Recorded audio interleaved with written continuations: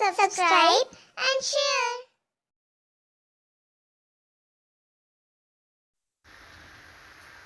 प्यारे बच्चों, आज मैं लेकर आई हूँ आपके लिए बेताल 25वीं की दूसरी कहानी। ये कहानी उस समय की है जब राजा विक्रम बेताल को अपनी पीठ पर लाद कर योगी के पास ले जा रहे होते हैं।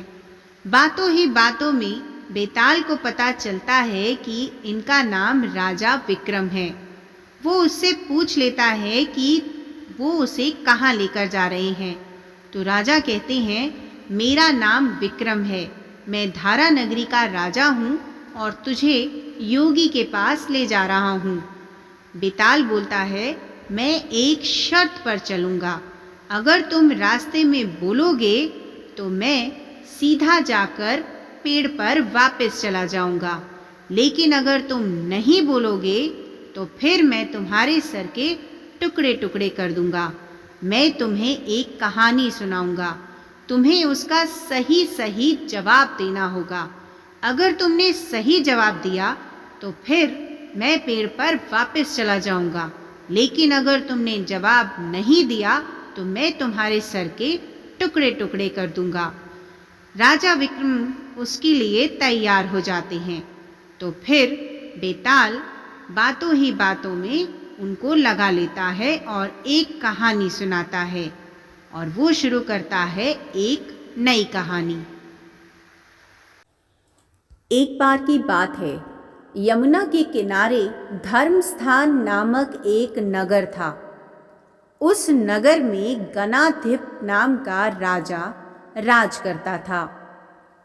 उसी में केशव नाम का एक ब्राह्मण भी रहता था। ब्राह्मण यमुना के तट पर जप और तप किया करता था। उसकी एक पुत्री थी जिसका नाम मालती था। वह बड़ी रूपवती थी। जब वह ब्याह के योग्य हुई तो उसके माता पिता और भाई को चिंता हुई। संयोग से एक दिन जब ब्राह्मण अपने किसी यजमान की बारात में गया था और भाई पढ़ने गया था, तभी उनके घर में एक ब्राह्मण का लड़का आया। लड़की की माँ ने उसके रूप और गुणों को देखकर उससे कहा कि मैं तुमसे अपनी लड़की का ब्याह करूंगी। होनहार की बात की उधर ब्राह्मण पिता को भी एक दूसरा लड़का मिल गया और उसने उस लड़के को भी यही वचन दे दिया। उधर ब्राह्मण का लड़का जहाँ पढ़ने गया था, वहाँ वह भी एक लड़के से यही वादा कर आया।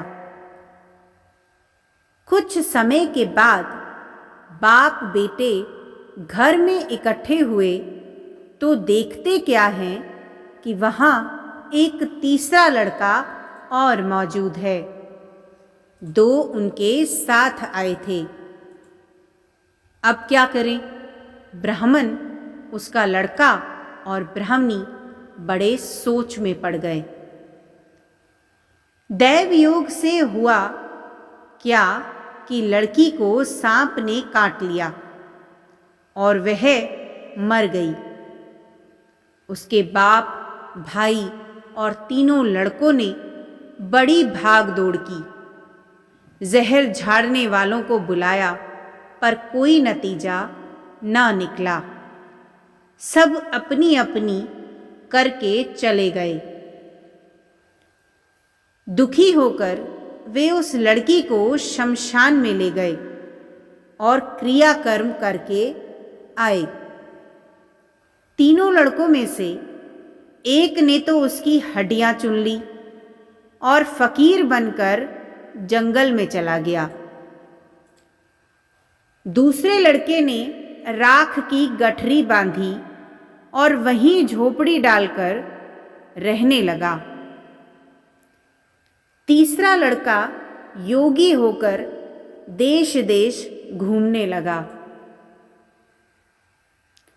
एक दिन की बात है, वह तीसरा लड़का घूमते घामते किसी नगर में पहुंचा और एक ब्राह्मणी के घर भोजन करने बैठा। जैसे ही उस घर की ब्राह्मणी भोजन परोसने आई कि उसके छोटे लड़के ने उसका आंचल पकड़ लिया। ब्राह्मणी से अपना आंचल छुड़ता नहीं था। ब्राह्मणी को बड़ा गुस्सा आया। उसने अपने लड़के को झिड़का, मारा पीटा, फिर भी वह ना माना तो ब्राह्मणी ने उसे उठाकर जलते चूल्हे में पटक दिया। लड़का जलकर राख हो गया। ब्राह्मण बिना भोजन किए ही उठ खड़ा हुआ। घरवालों ने बहुतेरा कहा, पर वह भोजन करने के लिए राजी ना हुआ। उसने कहा, जिस घर में ऐसी राक्षसी हो उसमें मैं तो भोजन नहीं कर सकता। इतना सुनकर वह आदमी भीतर गया और संजीवनी विद्या की पोथी लाकर एक मंत्र पढ़ा। जलकर राख हो चुका लड़का फिर से जीवित हो गया।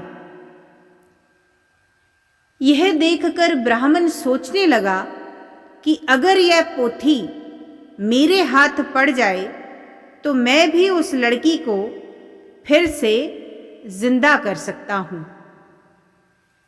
इसके बाद उसने भोजन किया और वहीं ठहर गया। जब रात को सब खा पीकर सो गए तो वह ब्राह्मण चुपचाप वह पोथी लेकर चल दिया। जिस स्थान पर उस लड़की को जलाया गया था वहां जाकर उसने देखा कि दूसरे लड़के वहां बैठे बातें कर रहे हैं। इस ब्राह्मण के यह कहने पर कि उसे संजीवनी विद्या की पोथी मिल गई है और वह मंत्र पढ़कर लड़की को जिंदा कर सकता है, उन दोनों ने हड्डियां और राख निकाली। ब्राह्मण ने जैसे ही मंत्र पढ़ा वह लड़की जिंदा हो गई। अब तीनों लड़के आपस में उसके पीछे झगड़ने लगे। इतना कहकर बेताल बोला, राजा विक्रम, बताओ कि वह लड़की किसकी स्त्री होनी चाहिए। अगर तुम नहीं बोलोगे तो मैं तुम्हारे सर के टुकड़े टुकड़े कर दूंगा। सच सच बताओ कि वह लड़की किसकी स्त्री होनी चाहिए। तो राजा विक्रम ने जवाब दिया, जो वहां कुटिया बनाकर रहा उसकी। बेताल ने पूछा, क्यों? तो राजा बोला, जिसने हड्डियां रखी वह तो उसके बेटे के बराबर हुआ। जिसने विद्या सीखकर जीवन दान दिया वह बाप के बराबर हुआ, और जो राख लेकर रमा रहा वही उसका हकदार है। राजा का यह जवाब सुनकर बेताल फिर से पेड़ पर जा लटका। राजा को फिर लौटना पड़ा और जब वह उसे लेकर चला तो बेताल ने तीसरी कहानी सुनाई। इस तीसरी कहानी को सुनने के लिए आप हमारी अगली वीडियो का इंतजार करें। तब तक के लिए बाय बाय।